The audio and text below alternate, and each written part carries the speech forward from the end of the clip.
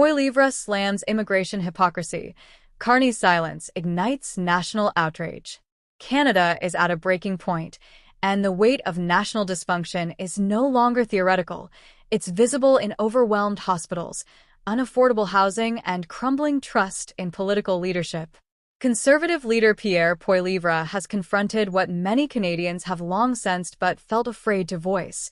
The country's immigration system is being mismanaged beyond repair. He's not condemning immigration itself, but the reckless pace and scale under Liberal governance that has pushed services to their limits. For millions of Canadians, this isn't about ideology anymore.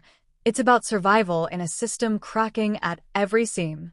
Poilievre has drawn a direct line between massive immigration increases and the challenges ordinary Canadians face daily. The evidence is staggering. More than 800,000 people entered Canada in just the first quarter of this year. This figure dwarfs traditional annual immigration totals, and Canadians are feeling the effects. Rental prices have spiked beyond affordability. Healthcare wait times have worsened. Education systems and job markets are under immense pressure. For many, it feels like the federal government invited hundreds of thousands into a country that wasn't ready, without even checking if the doors were working. Far from scapegoating immigrants, Poilievre has made it clear that the real culprits are Liberal politicians. These are the decision-makers, he argues, who chase international praise at the expense of national well-being.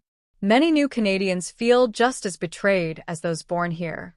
Promised stability and prosperity, they instead find themselves caught in the same housing crises and overstressed systems as everyone else. Poilievre believes immigration policy should be grounded in Canada's actual capacity to integrate and support newcomers, not in press releases and virtue signaling. Mark Carney, who once billed himself as a champion of global experience and economic wisdom, has remained conspicuously silent as Canadians demand answers. The Liberal government, while pledging to cap temporary residents by 2027, has failed to address how they will actually reverse the damage already done.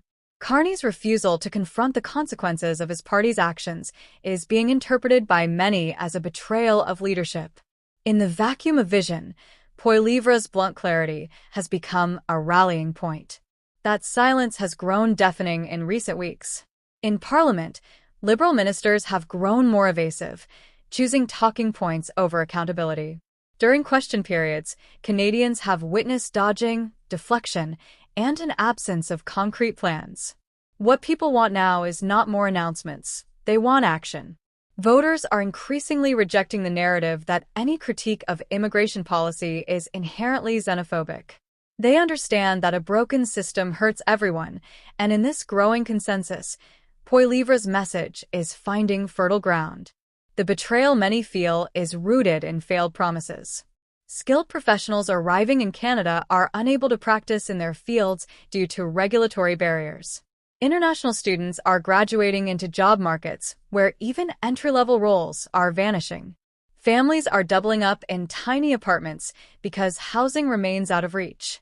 All the while, federal dollars are spent on international conferences, overseas development projects, and foreign deals, while local services crumble. The disconnect between Ottawa's priorities and the lived reality of citizens, new and old, is growing wider. Compounding that frustration is the GC Strategies scandal, which symbolized how deeply entrenched Liberal mismanagement has become. Even though the firm has been banned from federal contracts for 7 years, skepticism remains high. Canadians worry that similar companies will simply resurface under different names and resume the same dealings. This lack of faith in public procurement has reinforced the sense that, under Liberal rule, accountability is optional and public money is just a political slush fund. As public anger mounts, immigration is no longer being debated in abstract terms. Canadians are asking if the system can function as promised, if it can protect public services, maintain housing access, and provide a decent quality of life for everyone. Poilievre has seized on this sentiment by calling for a complete reassessment. He's not saying no to immigration, he's saying not like this. The message resonates. A system must be strong enough to support both current citizens and those it welcomes. Without that, everyone suffers. Poilievre is threading a careful but important line. He's challenging the idea that questioning immigration levels is taboo. His approach reframes the discussion around capacity and sustainability, not fear or exclusion. And many Canadians agree that it is not extreme to ask if your hospital can take in new patients, or if your neighborhood school has enough classrooms, before promising resources to more people. He is making the argument that compassion is not undermined by caution, it's made more durable by it. The contrast with Carney could not be more stark. Once touted as a steady hand and visionary leader, Carney is increasingly viewed as aloof and disconnected. His reluctance to address spiraling concerns is seen as an abdication of duty.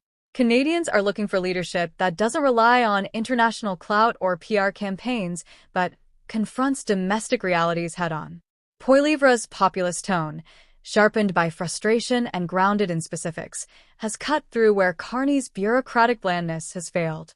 This moment marks a turning point. Canadians aren't looking for slogans anymore. They want leadership that works. Immigration, housing, jobs, food security, and healthcare are now seen as interconnected crises.